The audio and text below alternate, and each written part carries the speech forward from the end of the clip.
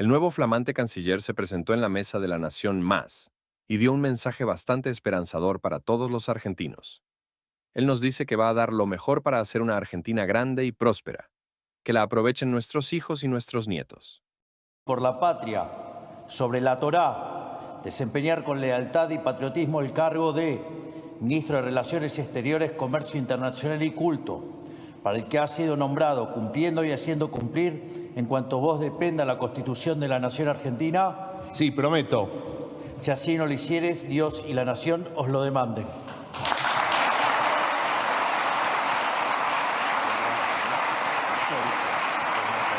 Canciller, ¿qué tal? ¿Cómo le va? ¿Cómo anda? ¿Qué tal, Eduardo? ¿Qué ¿Cómo sintió en ese momento? Bueno, mucha emoción. Sentía que alguna lágrima se me iba a caer. Fue un momento muy emotivo.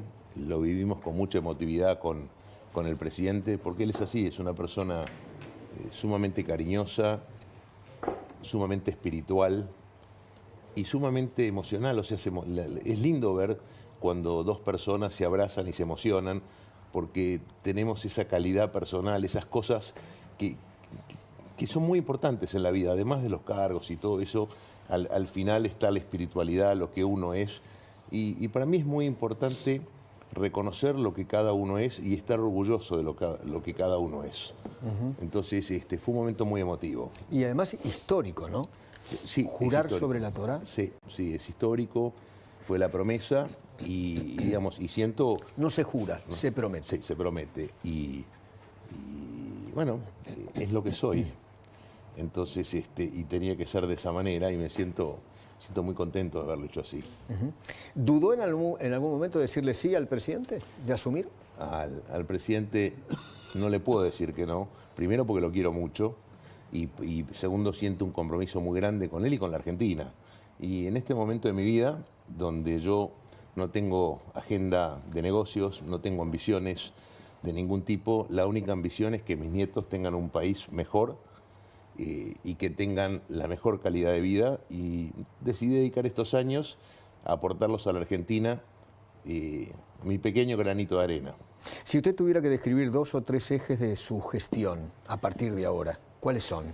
Bueno, en lo que hace operativamente, modernizar la Cancillería, transformarla en una Cancillería ágil, tecnológica y muy alineada. ¿Qué no lo es en el siglo XXI? No lo es, no lo es. Y fundamentalmente muy alineada con el presidente, porque lo dice la ley. Los diplomáticos, los cancilleres y cada uno de los que trabajamos ahí tenemos como misión llevar adelante la política exterior fijada por el presidente.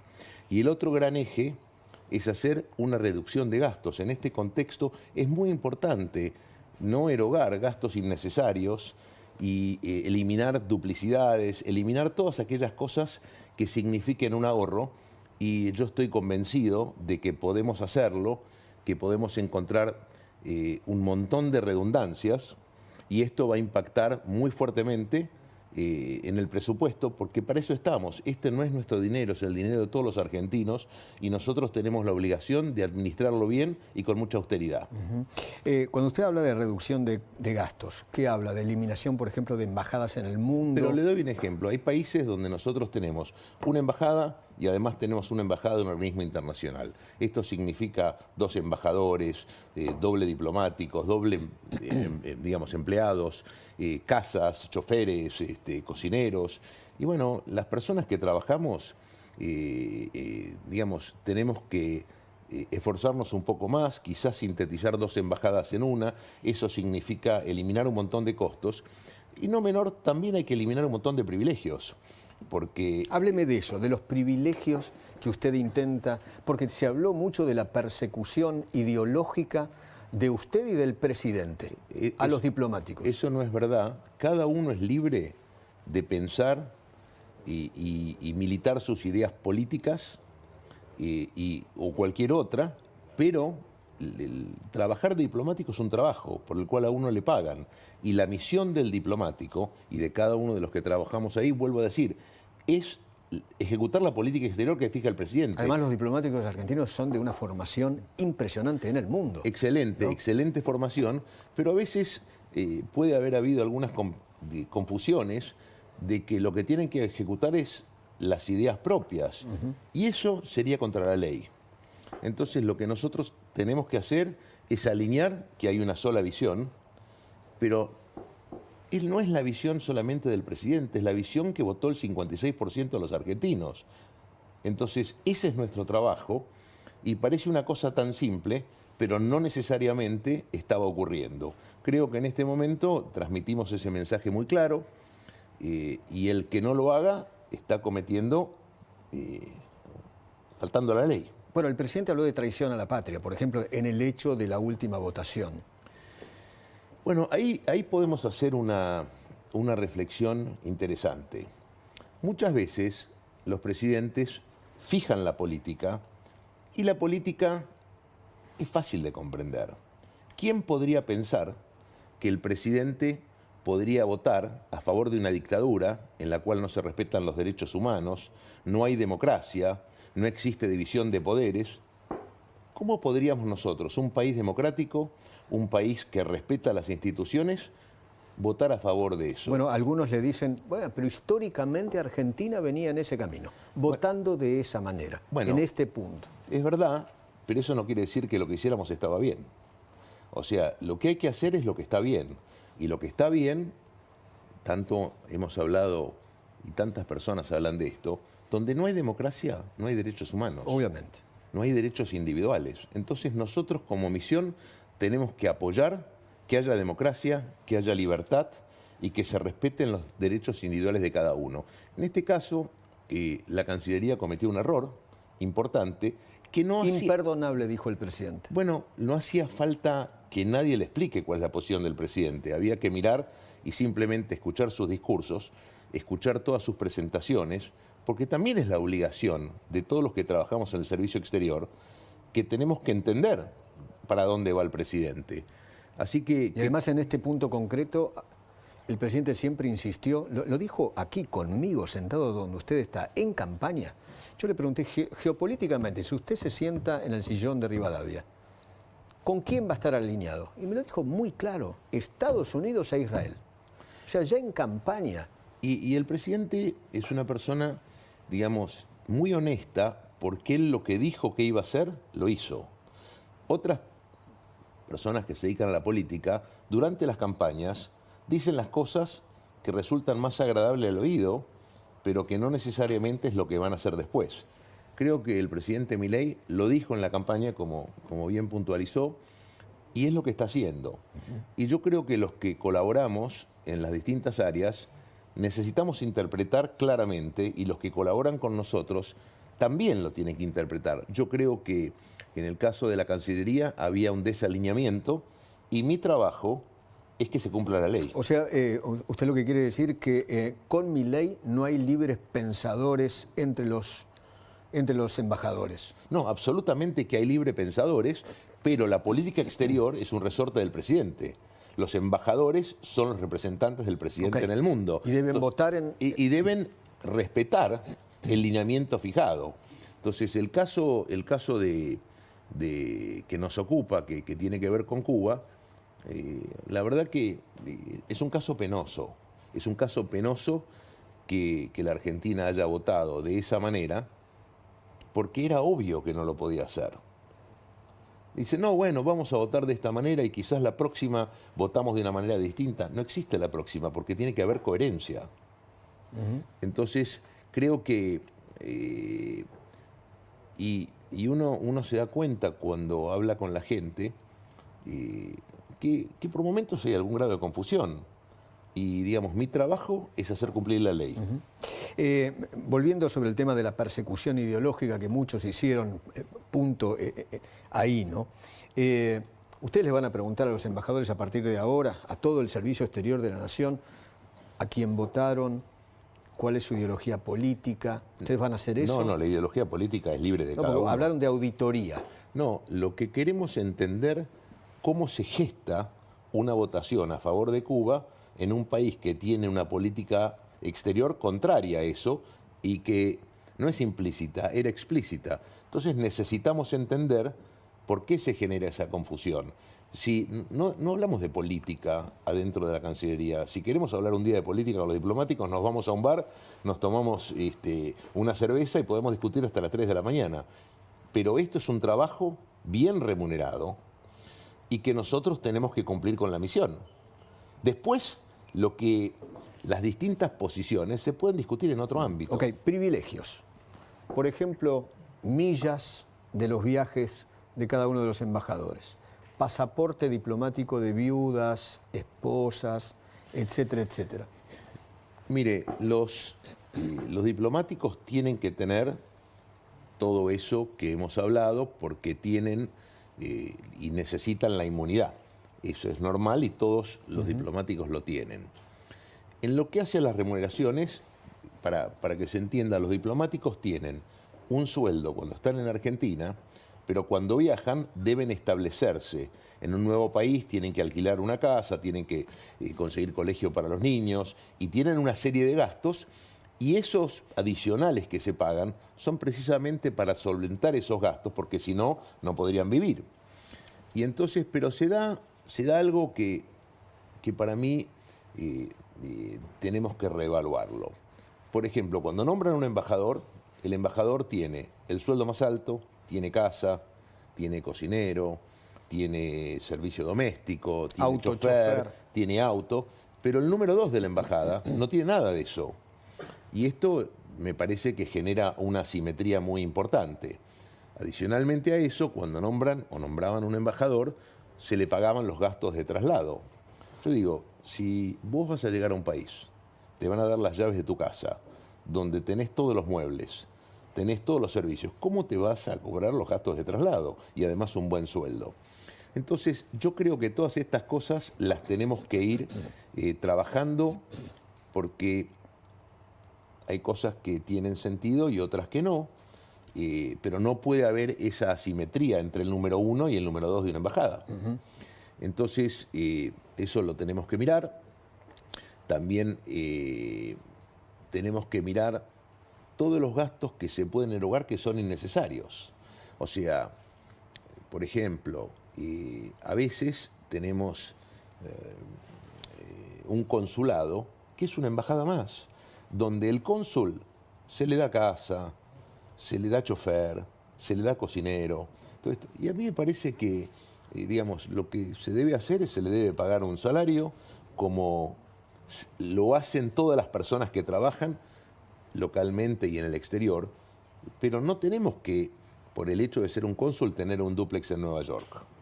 O sea, porque si uno así, tal cual, literal. Bueno, son residencias muy importantes. Muy relevantes. Y además, miremoslo de esta manera. Si uno tiene una oficina que tiene todas las comodidades para poder recibir y hacer los eventos, bueno, uno tiene que vivir de la misma manera que vive en Buenos Aires. Y si uno vive en un departamento de 150 metros en Buenos Aires, ¿por qué debería vivir en uno de 400 o 500 en Nueva York? Porque las comodidades para realizar el trabajo están en la oficina. En algunos casos se produce la situación inversa, donde la embajada es una pequeña oficina y entonces la residencia del embajador es el lugar donde se recibe. Pero seamos realistas, si uno hace reuniones oficiales 4 veces por año, no hay necesidad de tener un cocinero o un chef, porque sale más barato a los efectos de esos eventos contratarlo afuera y tener una vida más austera, porque eso es estar alineado como vive la mayoría de la gente, en tanto y en cuanto se haga con los recursos públicos. Uno con los recursos de cada uno puede hacer lo que quiera. Bueno, lectura de la elección norteamericana. Bueno, indudablemente nosotros veníamos observando esto y lo que ocurrió en Estados Unidos estaban listos para un cambio. La gente había mostrado en todas las encuestas, habíamos visto que el crecimiento del presidente Trump había sido muy importante, tan importante que ganó la elección general. Esto no se daba en el Partido Republicano, pero por mucho tiempo. Y tuvo una elección realmente muy importante. Parecería de que se va a quedar con el control de las dos cámaras, con el Senado y con el Congreso. En el Congreso parece ser una victoria ajustada, tal vez con un congresista de diferencia. Y lo que ocurre es, y ya lo hemos visto, que lo que el presidente Trump dice que hay que hacer es promover las ideas de la libertad, buscar el equilibrio fiscal, no gastar lo que no se puede, porque hay una cosa muy importante, uno nunca va a ser libre si tiene déficit fiscal. Uno siempre va a depender para. Entonces, el equilibrio fiscal, el superávit fiscal, es quizás uno de los pilares para los países y para que los ciudadanos puedan ser libres. Estados Unidos es un país que ha ido creciendo en su déficit a lo largo de todos estos años y como dice Milei, 4 puntos es una luz amarilla, 8 ya es roja. Creo que, si no me quiero equivocar, por ahí el déficit fiscal en los Estados Unidos está en torno a 3-4 puntos. Entonces, el presidente Trump dijo, hay que gastar menos, hay que evitar las redundancias y las agencias innecesarias. Digamos, creo que haberlo escuchado decir de que en Estados Unidos se van creando de 2 a 3 agencias por año y eso tiene un valor acumulativo. Claro. Yo creo que las ideas que ha esbozado Javier Milei son ideas que han tenido un enorme respaldo en el mundo. Y, por ejemplo, yo quiero contar, porque a veces se habla de los viajes de Milei. Que son viajes personales, espirituales, que él viaja porque yo les voy a decir, su placer. A través de mi vida, que me ha tocado trabajar durante muchos años en el sector privado, yo nunca participé en un roadshow como el que hizo Milei para presentar a Argentina. Haber ido y haber interactuado con los empresarios más grandes del mundo, con los dueños de las empresas, no solamente con los funcionarios, y hacerlo en las distintas áreas, con ese esfuerzo, y terminaban sus presentaciones, y la verdad que yo me quedaba asombrado, porque estas personas tan importantes los veía parados en los bancos y en las sillas aplaudiendo y ovacionándolo. Quiere decir que el mensaje que él estaba enviando era un mensaje muy positivo, que generaba el interés, que habría oportunidades para la Argentina. Por supuesto que están todos nosotros, que todo eso que él abre con su presencia, lo hagamos realidad con nuestra gestión. Pero ese trabajo ha sido un trabajo maravilloso, con una inversión prácticamente inexistente, porque haber abierto las puertas para que Argentina dialogue, por ejemplo, con Elon Musk, donde el presidente y Elon Musk cultivan una amistad. Hoy Elon Musk seguramente va a ser unas personas clave del gobierno del presidente Trump. Quizás el Federico Sturzenegger del gobierno de Trump. Yo creo que va a ser un hombre muy importante. Desregulador. Y un hombre que es muy inteligente, es muy capaz. ¿Hoy el presidente habló con Elon Musk? Hablaron un poco por chat. Okay. Pero bueno, hoy fue un día muy difícil para... ¿Con el presidente Trump? Todavía no, pero hay que pensar que estuvimos hablando hoy... el presidente Trump no durmió toda la noche. Claro. Entonces hoy es un día que merecidamente creo que se ha dedicado a descansar y estamos programando y trabajando esa conversación que va a ocurrir. ¿Existe la posibilidad de un viaje antes de la asunción presidencial de nuestro presidente a visitar a Trump? Yo creo que todas las opciones están abiertas. Todas las opciones están abiertas. Pero a mí no me gusta hacer futurología. Vamos a esperar de que los dos presidentes hablen, que tengan su diálogo y a partir de ahí construir, siguiendo... ¿A la asunción presidencial de Trump va a ir seguro? No, porque la asunción presidencial es el 20 de enero. No se invitan presidentes. Okay. Esa es la regla. Okay. La regla en Estados Unidos es que se invitan solamente a los miembros del cuerpo diplomático. Después Estados Unidos tiene como norma, eso no quiere decir que siga, ¿no? Porque eso puede cambiar, pero normalmente el primero que se recibe es a Canadá y el segundo es a México. Creo que así es la norma. Pero bueno, el presidente Trump probablemente cambie muchas cosas.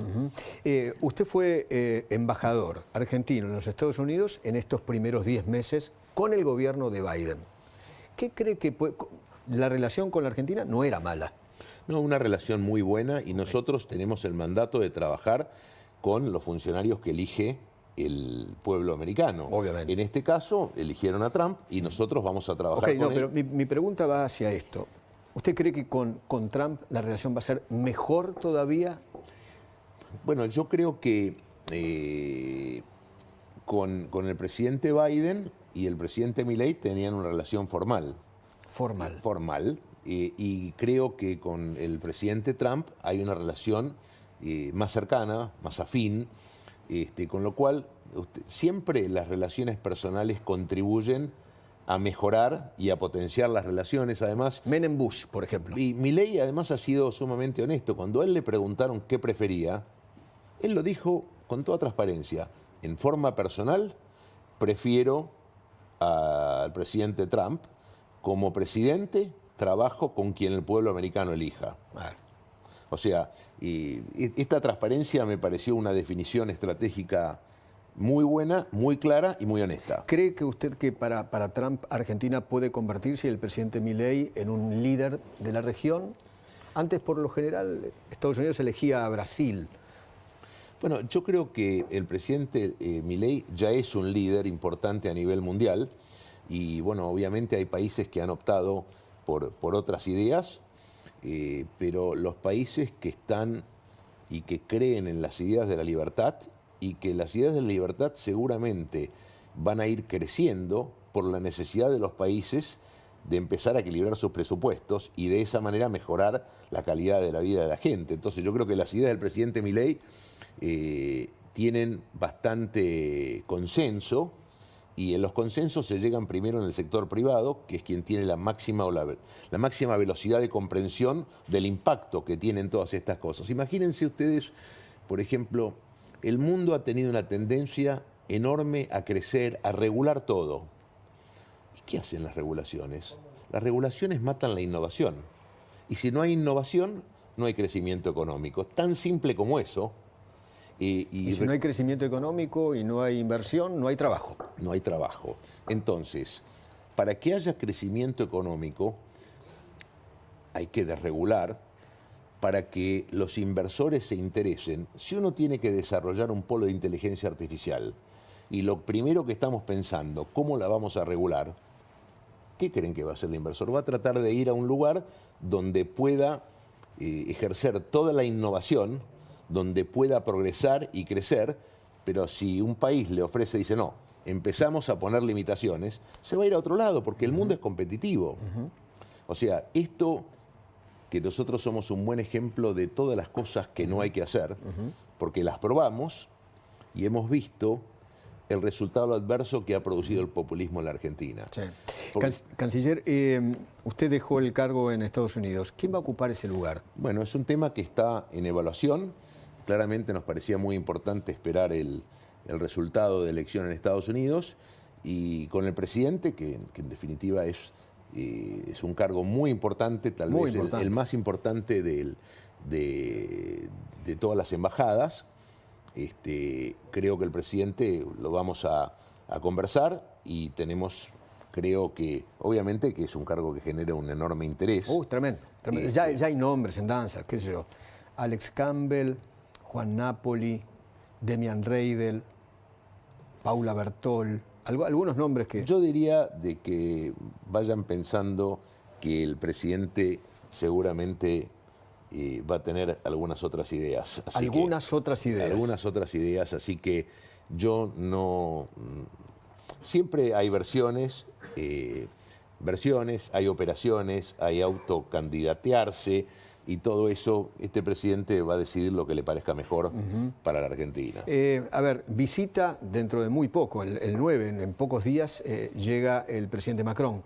Sí, vamos a tener al presidente Macron y vamos a tener a la presidenta del Consejo de Ministros, Giorgia Meloni. El 19 de noviembre. Sí, y tenemos el G20 en el medio. Yo creo que esto va a ser una experiencia de lo más interesante, este G20, porque con un cambio de gobierno en ciernes en Estados Unidos, hay muchas cosas que como en inglés se diría challenging, claro, o desafiantes. Claro. Entonces a mí me parece súper interesante. Nosotros tenemos una posición tomada sobre ciertas cosas. Fue muy claro lo de Naciones Unidas, porque tal vez vale la reflexión porque aplica también al G20. Naciones Unidas se crea después de la guerra para evitar que ocurran otras. ¿Cuántas guerras se evitó? Hoy en día hay 56 en el mundo. Entonces, otra cosa. Milei habló bastante sobre las decisiones que están políticamente influenciadas. Las Naciones Unidas debe ser un organismo neutral. Y cuando saca resoluciones, si son políticamente inclinadas, no tienen valor. Y esto lo dijo Milei a los 20 o 30 días, una carta de 100 congresistas americanos enviada, dijeron, bueno, si ustedes continúan tomando decisiones políticamente inclinadas sin considerar a todos los actores, nosotros vamos a proponer que se les revoque el financiamiento, que es el 30%. Entonces, también tiene que existir una adaptación y un ayornamiento de todas esas organizaciones. ¿Podrá existir una relación con Lula o eso ya está definitivamente roto? Bueno, pensemos que las relaciones siempre son entre países. O sea, hay personas que se pueden llevar mejor, otras que se pueden llevar peor. Las relaciones personales no son una foto, son una película, y en la película pasan muchas cosas, puede haber momentos mejores o peores, dramáticos o menos dramáticos, pero claramente Brasil para nosotros es nuestro socio comercial más importante. Claro. Y vamos a continuar potenciando todos los negocios que tenemos con Brasil. Todo lo que estos negocios implican son muy importantes, quizás es uno de los factores de ocupación de la industria metalmecánica y automotriz más importantes, así que vemos que vamos a poder trabajar muy bien. ¿Puede haber un acercamiento de Lula con el presidente ahora en el G20? ¿Puede haber una bilateral o no? Eso veremos, como yo digo, yo futurología no hago, pero lo que está muy claro es que vamos a continuar trabajando con Brasil, potenciando el comercio bilateral.